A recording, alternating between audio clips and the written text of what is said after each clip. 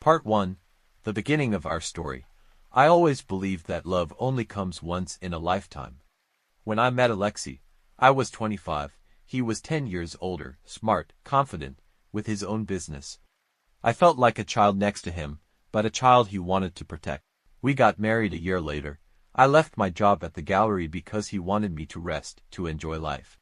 At first, I was happy, but then, it was like I stopped being myself. I was Alexei's wife, but not IRA anymore. I had no voice, no decisions. We tried for years to have a child unsuccessfully. I saw how he suffered, how he avoided friends who had kids. We didn't talk about the pain, we just lived in it. Part 2. Him. He wasn't okay. It was Sasha, 3 years younger than me. An intern at the same gallery where I occasionally helped the volunteers. We hung paintings together before the exhibit. And then, in that shaft of sunlight, I suddenly smiled the way I hadn't smiled in years. We hadn't planned it. We just stayed late together. There was coffee, laughter, touches. One day I allowed myself to forget everything, and I woke up with a feeling of guilt and a strange echo of happiness inside. It lasted 3 months. Then I told Sasha it was over. I loved okay, or at least, I loved our life. I wanted to go back to it. And then I found out I was pregnant. Part 3. The choice. At the clinic, I couldn't breathe when the doctor confirmed. You were 8 weeks along. It could have been Sasha's or OKZ's. But I knew. I just knew. OKZ was glowing with happiness. He lifted me in his arms. Bought tiny socks for the baby even before the first ultrasound. I looked at him and felt like I had betrayed him twice, first with my body, now with silence. I wanted to confess. More than once, but something always stopped me. His hopeful eyes. His voice whispering to my belly.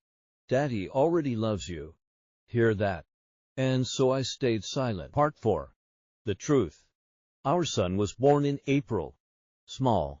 With eyes that were a perfect copy of Sasha's. I told myself it was a coincidence. But OKZ noticed. I could feel it from the first weeks. He grew quiet. Distant. 3 months later, I found an envelope. Inside, a DNA result. Probability of paternity 0%. He came home late that evening. Wouldn't look me in the eye. Who? He asked simply. I wanted to lie. But I couldn't. It wasn't supposed to happen. OKZ. It was a mistake. But I was afraid to lose you. He was silent for a long time. Then he stood up, grabbed his suitcase, and left. No shouting. No scene. Just left the keys. And a piece of my heart mine. Part 5. After him, I was left alone with the baby. With milk that came while I cried. Sleepless nights where every hallway creak made me think. Is that him? Sasha found out I had given birth. He texted. But I didn't reply. He was young. Still didn't know what responsibility meant. I didn't want to make the same mistake twice. 6 months passed. Then a year. OKZ didn't come. Didn't write. And then a message. I want to see him. I didn't know how to respond. A storm of emotions. Fear. Hope. Pain. Temptation. But I wrote back. Okay. We'll be waiting on Sunday. Part 6. The meeting. He came with flowers. Not for me. For our son. He placed them next to a toy. Sat down across from the baby. Hi there. He said softly. Like he didn't want to scare him. I am not your dad. But I love you. I stood to the side. And something invisible inside me broke. You don't have to do this. I said. This isn't your responsibility. But it's my choice. He replied. Ira. I still haven't forgiven you, but I don't want him to grow up without love. Part 7. Reconciliation. We started meeting at the playground. At first, once a week, then more often. He didn't come over. Didn't stay the night. But every time, he brought something for our son. A book, a toy car, a stacking ring. You are his dad, I said once. Not biologically, but in every other way. He nodded.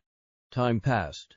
One evening, as I was putting the baby to bed, he came up and kissed me on the forehead. I am still angry, he whispered, but damn it, I still love you. I cried. Quietly. No breakdowns. These weren't tears of joy, nor pain. They were something in between hope. Part 8. The Second Truth. It had been nearly 2 years since the day old K-Easy left. By then, we had built something fragile but real. He spent time with our son Artem.